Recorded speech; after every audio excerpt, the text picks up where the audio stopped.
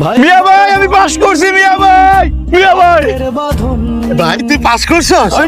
আমার জামিল পাস করছে, আমার জামিল ইঞ্জিনিয়ার হয়ে গেছে। মিয়া ভাই এখন তো খেতে কাম করা বন্ধ, মার তুমি খালি আজ করবা, সংসারের সব দায়িত্ব আমার। ও ভাই চল মারে যে খবরটা দিন, চল চলো। মা ও মা, মা। মিয়া ভাই তুমি এখানে বসে আছো কেন? মা কই? মা মগু ছেড়ে বহু দূরে চলে গেছে। মিয়া ভাই তুমি এখন আমার উপর রাগ করে আসছো? মা তো ঘরে, তুমি ডাকতেছো না। মা জামিল, মা তোমার জামিল আছে কই? তুমি মা জামিল কথা শোন। ওই সাইড দেখ, ওই আম গাছের নিচে শুয়ে আছে। মা বাবা তুই বাইরে ফালাই চিরদিনের জন্য চলে গেছে রে ভাই। কি কইতাছো? মা শুয়ে আছে মানে? না না মিয়া ভাই তুমি মিথ্যা কথা কইতাছো।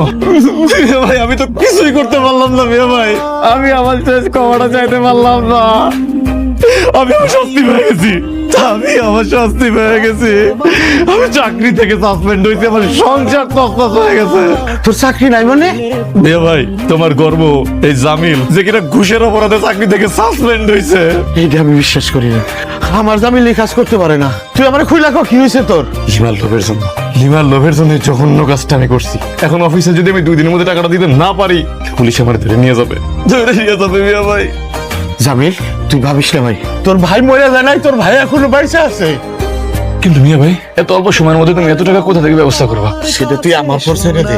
আব্বা মরণের সময় তার আমি কথা দিছিলাম, আমার জামিলের গায়ে আমি একটু ভুলে টোকা রাখতে দিব না। জামিল রে, আমি যে তোর অশিক্ষিত বড় ভাই। কাদের ভাই কি বাড়িতে নাই? এতদিন পরে কাদের ভাইয়ের কাছে কি দরকার পড়লো? তার সাথে আমার একটু দরকার আছে। আমার ভাইয়ের কাছে তোমার দরকার পড়ে, কিন্তু আমারে তোমার দরকার পড়ে না, তাই না? আজ এতদিন পরে মনে হইতাছে তুমি আসলেই একটা কাপুরুষ। আমি মাইয়া মানুষ হয়ে তোমার এত করে বললাম আমারে নিয়ে পালায় যাও, তারপরে তুমি গেলা না। তুমি কি সত্যি আমারে ভালোবাসতা?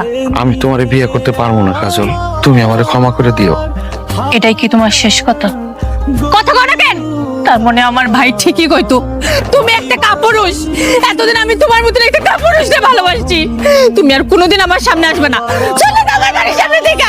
কাল আমার বোনের বিয়া, আর তুই আজকে এখানে আইছস নায়কগিরি ফলাইতে। তো নায়কগিরি আমি ছুটাইতেছি। আমি ভিটা মাটি আপনার কাছে বিক্রি করতে পারছি। তুই সত্যি তো ভিটা বাড়ি বেইছা এই গ্রাম ছেড়ে চলে যাবি? হ্যাঁ চলে যাবো। আমার এই দলিল রেখে আমার যদি 5 লাখ টাকা দেন, আমি গ্রাম ছেড়ে চলে যাবো। তোর ওই ভিটা বাড়ি, জাদুর হারমোনিয়াম যা দিয়ে আমার বোনের তুই বস করছিলি, সব মিলে তো 3-4 লাখের বেশি হইব না। 5 লাখ চাস কেন? কাদের ভাই 5-4 লাখ টাকা আমার দেউনে লাগবো, টাকাটা আমার খুব প্রয়োজন।